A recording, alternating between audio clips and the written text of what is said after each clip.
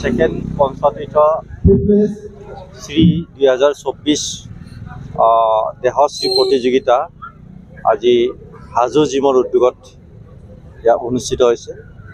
এই খেলখনৰ জৰিয়তে এই অঞ্চলৰ নতুন প্ৰজন্মৰ যুৱক যুৱতীসকলে বিশেষকৈ যুৱকসকলে দেহশ্ৰীৰ জৰিয়তে এজন ভাল খেলুৱৈ হিচাপে নিজকে প্ৰতিষ্ঠা কৰাৰ ক্ষেত্ৰত এই মঞ্চখনে যথেষ্ট প্ৰেৰণা দিব।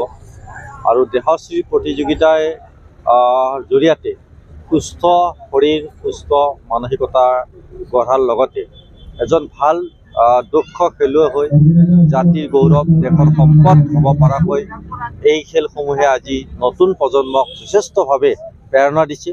হাজো জিমৰ এনেকুৱা ধৰণৰ প্ৰচেষ্টাক মই ধন্যবাদ জ্ঞাপন কৰিছোঁ, শলাগ লৈছোঁ।